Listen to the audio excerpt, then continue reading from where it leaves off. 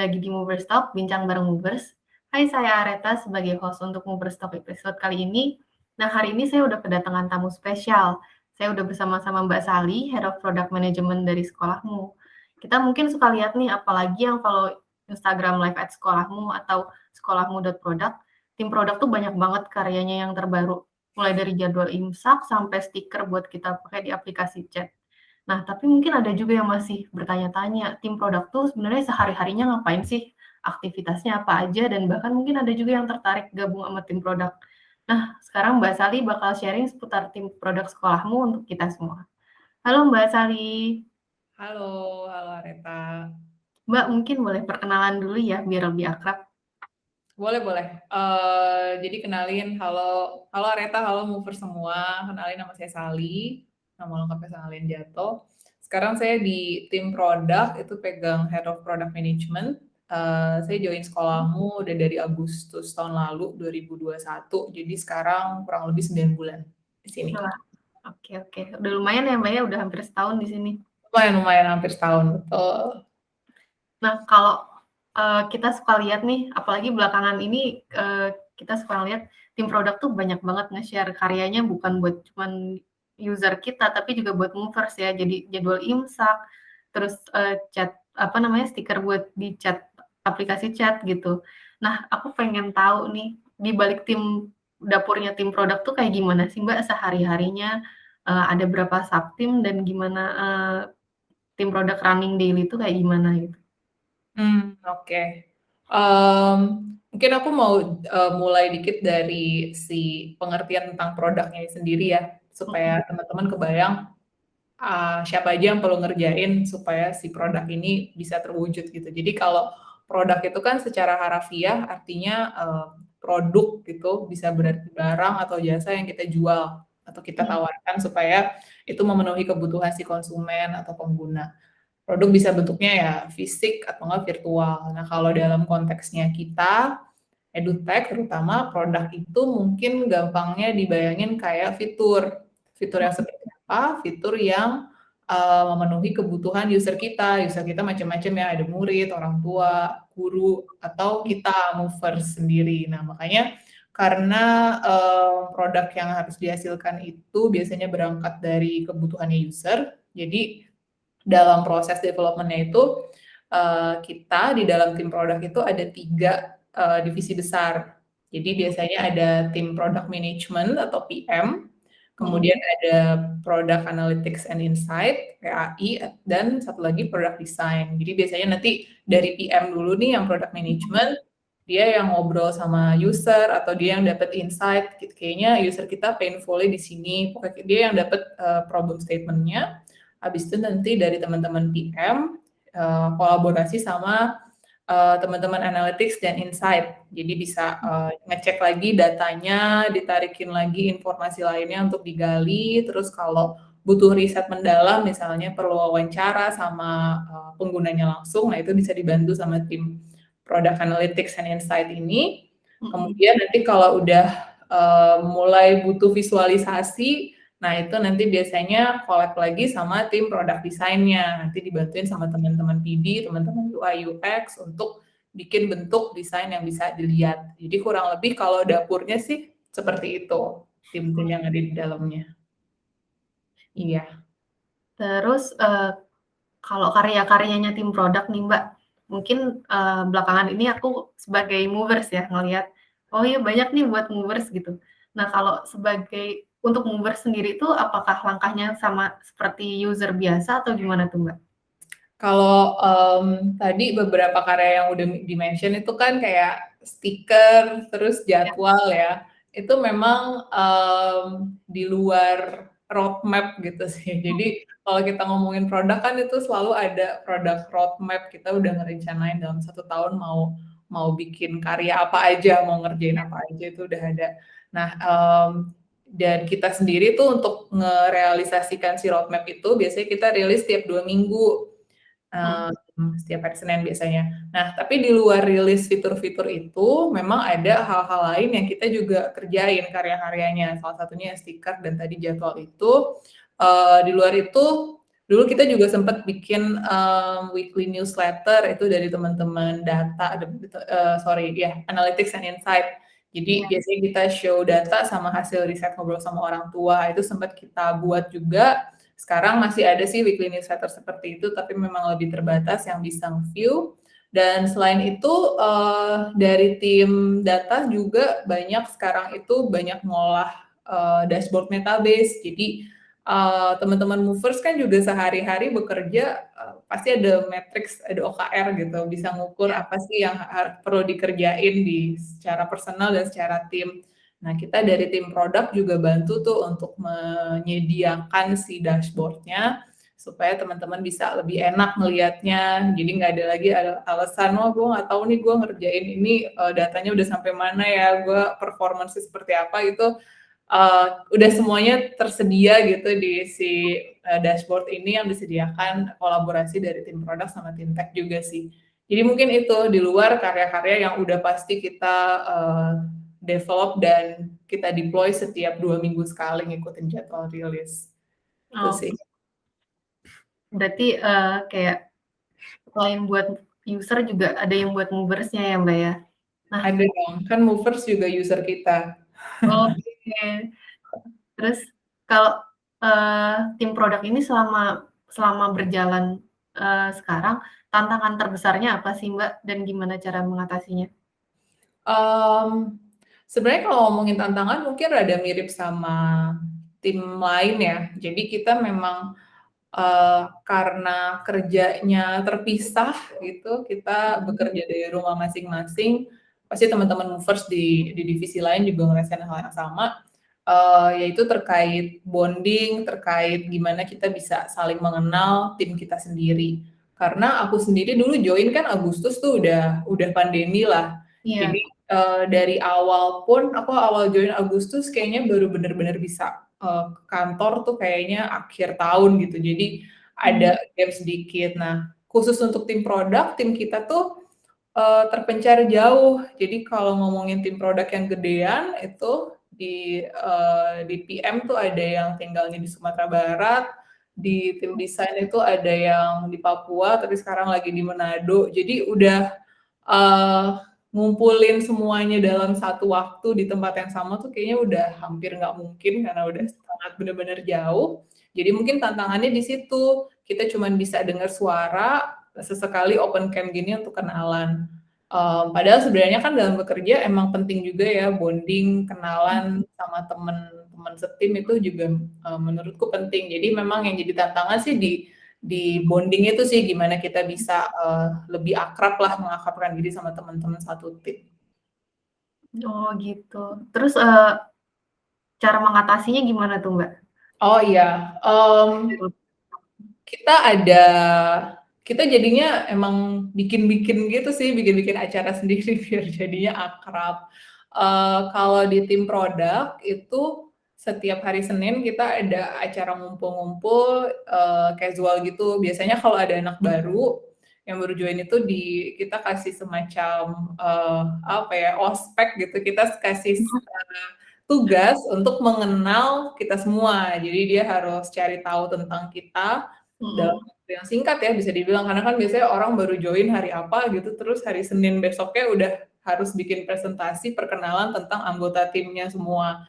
Iya. Jadi, kita menguji skill googling, skill keponya dia, tapi itu jadi obrolan yang pembuka obrolan yang ringan, karena Mhm. jadi yang baru masuk ini pasti terpaksa untuk sok kenal sama teman-teman setim kan. Nah, itu jadi ada sesi untuk kita casual bonding aja, ngobrol-ngobrol, dan juga sebulan sekali kita bener-bener ada yang namanya party gitu kita sebutnya. Biasanya kita pakai budget untuk, saling kirim-kiriman makanan, Mhm. mmm, ngirim ya pesan pakai dari kurir gitu, habis itu nanti kita open cam, kita main games aja sambil makan biasanya. Kalau bulan ini berarti nanti akan sambil buka puasa rencananya. Biasanya seru sih kalau udah main games gitu kan jadinya diacak ya even, yang teman-teman desain bisa jadi kenalan sama teman-teman PM juga, sama teman-teman data, jadi gitu bisa kayak saling saling ngobrol-ngobrolnya lebih dalam aja sih kalau kayak gitu.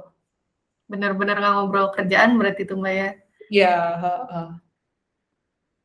Nah, kalau, aku juga pengen tahu nih perjalanannya Mbak Sally sampai akhirnya gabung ke tim produk sekolahmu itu gimana tuh, Mbak? Perjalanannya sebenarnya kalau, tim produk itu jadi kalau background pendidikan aku tuh dulu memang computer science, tapi Mhm. itu udah, lama sekali sih, sudah belasan tahun lalu mungkin ya dulu ya. Udah lama lah, sejak sejak lulus itu sebenarnya nggak pernah kerja di dunia komputer banget, jadi nggak pernah bener-bener yang ngoding gitu. Memang sejak lulus itu sempet, kerja di perusahaan yang geraknya di home shopping. Jadi konsep, udah pakai konsep teknologi lah ya, jualan tapi pakai teknologi, yaitu lewat TV sih waktu itu. Habis itu, sempet juga ikut, kebetulan sempet ikut volunteering jadi guru di pedalaman gitu di Kalimantan. Nah itu mungkin itu dulu apa ya, awal mula aku kenalan sama dunia pendidikan. Tapi habis habis volunteering itu terus aku join company lagi, masuknya kebetulan dapetnya e-commerce waktu itu. Dan di dunia e-commerce ini aku kayaknya lumayan lama sih, sekitar 6 tahunan gitu. 6 tahunan Mhm. di e-commerce, dan dari e-commerce itu aku melihat, begitu mudahnya hidup manusia terbantu sama teknologi. Karena yang dulunya kita belanja harus jauh-jauh jalan, jadinya ya sekarang udah bisa dari rumah aja. Jadi aku tuh ngebayangin, wah ternyata bisa ya sebuah habit yang tadinya tuh, bener-bener konvensional dan offline, bisa dibantu jadi online. Nah, ketika itu, pas aku udah 6 tahun di dunia e-commerce itu aku berasa, kayaknya udah cukup nih pengen nyobain industri lain. Nah, Mmm. kebetulan banget terus, dengar dan lihat ada lowongan di sekolahmu.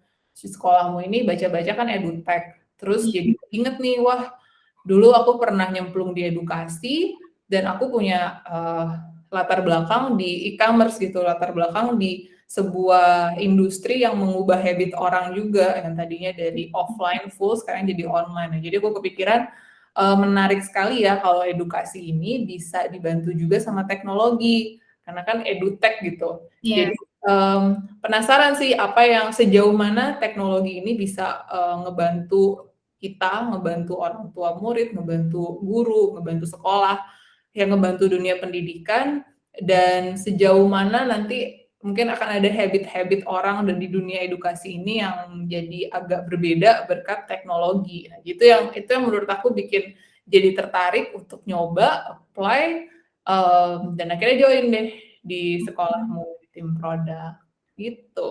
Perpaduan teknologi sama pendidikan banget ya latar belakangnya, Mbak. Kebetulan aja pas, nggak sih, nggak ada yang kebetulan lah di dunia ini, emang pas aja. Pas aja. Kalau Mhm. cita-cita ke depan nih, baik dari tim produk sama Mbak Sally sendiri nih sebagai Head of Product Management, cita-cita yang pengen dicapai di tahun ini apa sih?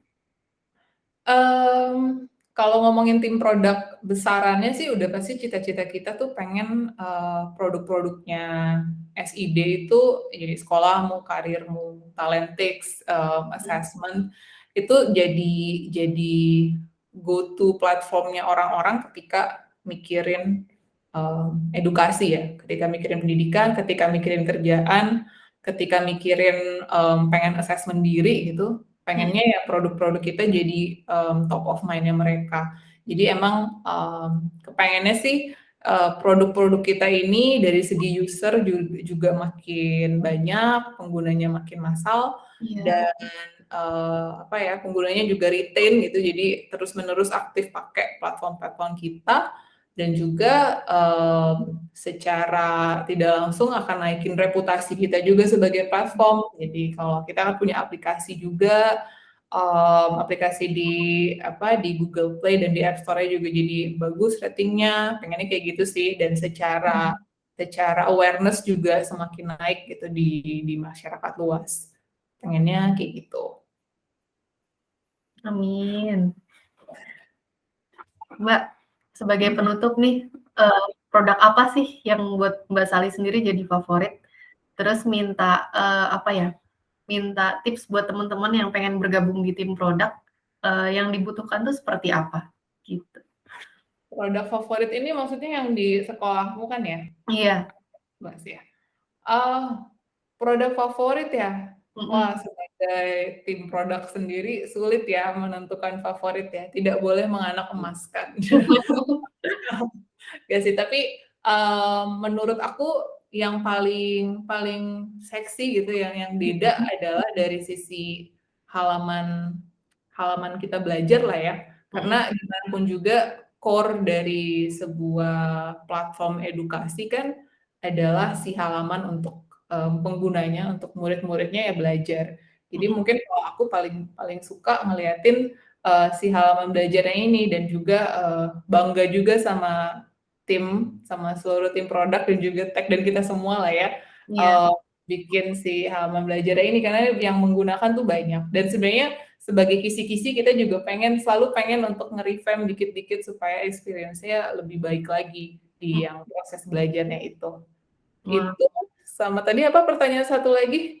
kalau Pes ada pendengar yang pengen gabung ke tim produk nih, yang dibutuhkan dari, tim produk tuh yang kayak gimana sih? Orang yang kayak gimana? jadi produk itu kan tim produk itu muncul karena ada masalah di dunia, jadi karena ada problem. Sehingga, karakteristik PM, ya, PM secara garis besar, tapi ini juga bisa ngefek ke product design dan juga, analytics and insight sih. Itu harus punya rasa, penasaran yang besar sih. Jadi, kita semua yang ada di dalam tim produk ini selalu ditanamkan kalau dapat sesuatu harus bertanya, harus nge-challenge. Kalau nge-challenge tuh kesannya kayak kasar dan galak gitu ya, kok baru dikasih tahu sesuatu lo harus nanya balik. Tapi itu tuh habit yang menurut kita penting gitu, karena sebagai tim produk harus tangguh dan harus, fully bertanggung jawab atas apa yang dikerjain. Jadi dia harus ngerti dan own si produknya kan. Mhm, Makanya, karakteristik pertamanya tuh harus mau cari tahu dulu, ini tuh, dan penasaran dulu, ini problemnya tuh sebenarnya di mana persisnya, siapa, bagaimana, itu tuh harus harus punya mindset seperti itu, jangan mau disuruh-suruh aja, jangan cuman mhm, mau terima aja, terima jadi. Jadi harus punya mindset seperti itu, dan juga harus tough sih, kalau di tim produk harus mhm, iya. tangguh, gitu. Oke, terima kasih banyak loh Mbak Sali atas sharing-nya hari ini. Mudah-mudahan banyak yang jadi lebih kenal lagi sama tim produk dan, teman-teman yang mau bergabung sama tim produk juga udah menyiapkan diri nih, jadi orang yang tangguh dan selalu curious gitu. Iya, terima kasih kembali. Terima kasih Mbak Sali. Nah itu dia bincang bareng Movers, Mbak Sali sebagai Head of Product Management. Movers Talk bisa disimak nanti di Spotify Live at Sekolahmu atau di YouTube, sekolahmu. Kalau ingin dengar cerita Movers lainnya, nantikan episode lainnya ya. Nah itu dia, episode kali ini, saya pamit. Dadah.